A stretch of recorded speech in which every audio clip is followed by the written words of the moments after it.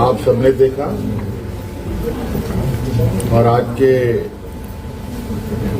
ऐतिहासिक दिन के गवाह भी बने।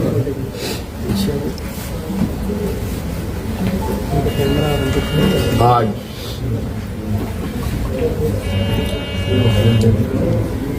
भव्य शपथ ग्रहण के बाद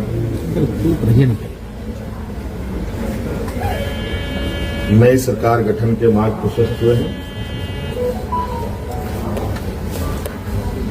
उसके पश्चात आज हम लोग प्रोजेक्ट भवन में आए हैं और बहुत सारे बिंदुओं के साथ पदाधिकारियों को निर्देश भी दिया गया। उनमें से कुछ महत्वपूर्ण बिंदु हमारे सामने थी जिसका हम लोगों ने निष्पादन किया। आप सब लोगों ने देखा और आप सब लोगों को मालूम है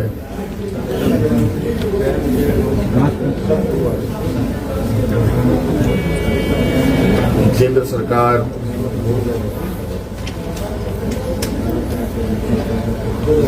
देश की रक्षा हेतु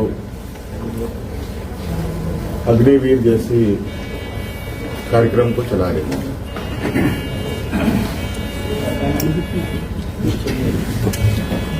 उस विषय को लेकर कई सवाल हैं नौजवानों के भविष्य को लेकर,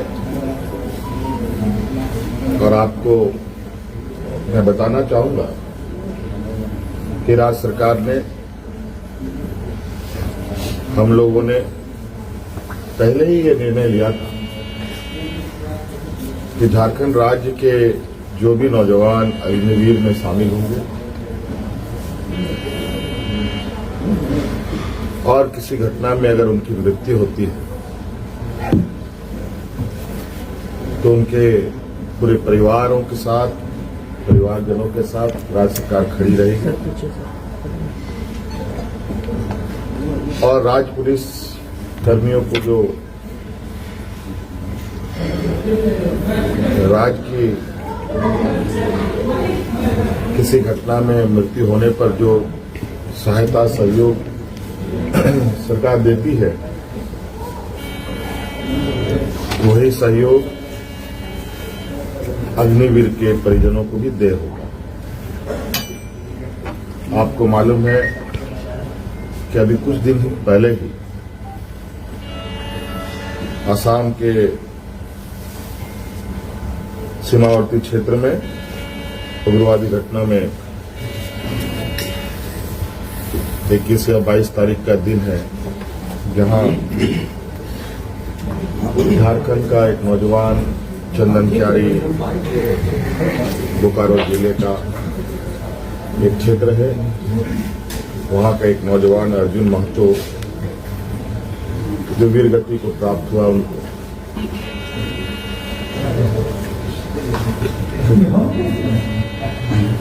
और आज हमने उनके परिजनों को बुलाया।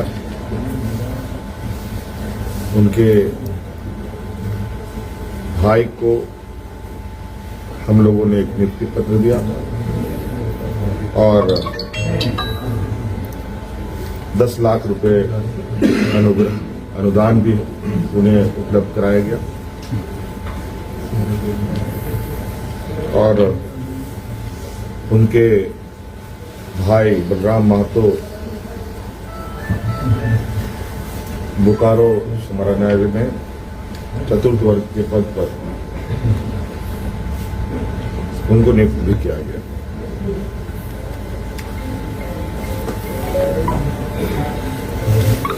लगभग मुझे लगता है इस घटना को हुए हफ्ता दिन हुआ होगा और हमारी कोशिश थी कि अविलंब उनको ये सहायता उपलब्ध कराया जाए, क्योंकि आप सबको मालूम है कि राज्य में आचार संहिता लागू था, सरकार गठन की प्रक्रिया चल रही थी और सरकार गठन होने के पहला कदम हम लोगों ने उस पीड़ित परिवार के साथ खड़ा होने का अपना संकल्प पूरा किया। इसके अलावा आज सभी विधायकों को 81 विधानसभा में जो चुने गए सदस्यों को शपथ ग्रहण हेतु प्रोटेम स्पीकर के रूप में प्रोफेसर स्टीफन मरांडी जी को चुना गया और ये भी निर्णय लिया गया कि आगामी 9 से 12 तारीख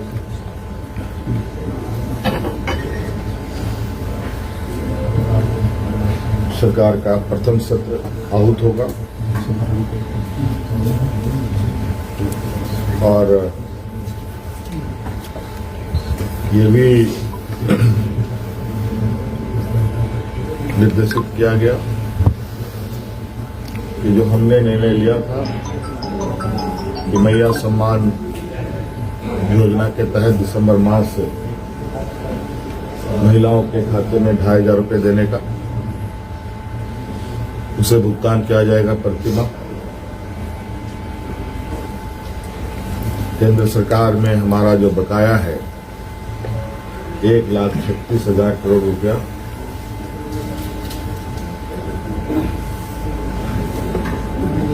जो केंद्र सरकारी उपक्रमों पर है उसकी वसूली के लिए कानूनी कार्रवाई प्रारंभ की जाएगी।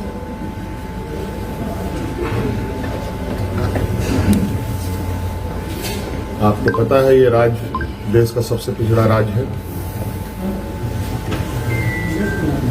यहाँ पर सामाजिक सुरक्षा, सोशल सिक्योरिटी अत्यंत महत्वपूर्ण और आवश्यक है। इसके तहत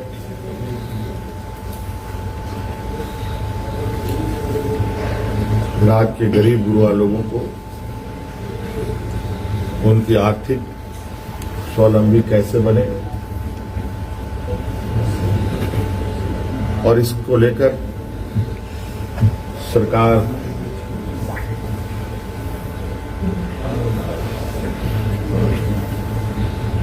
को अपने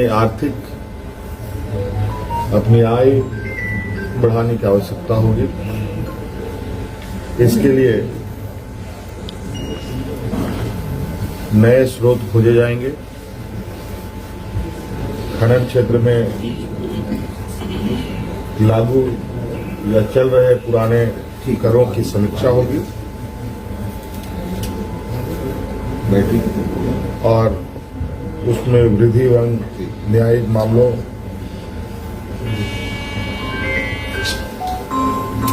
जो लंबित है उन सबको त्वरित गति से खत्म किया जाएगा।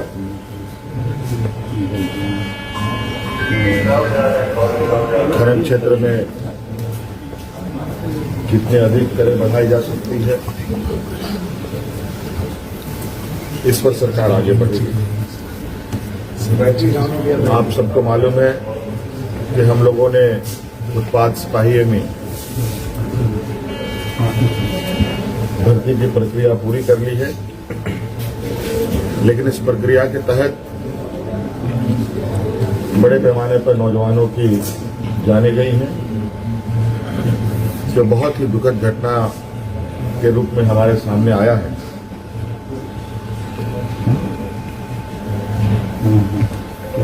चूंकि भविष्य में भी बड़े पैमाने पर पुलिस की बहाली होनी है, इसलिए अविलंब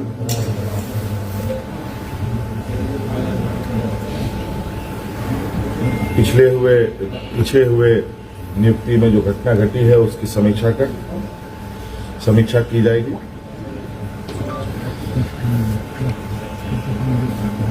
राज्य में सभी पदों पर नियुक्ति के लिए जेपीएससी और जेएसएससी तथा अन्य प्राधिकार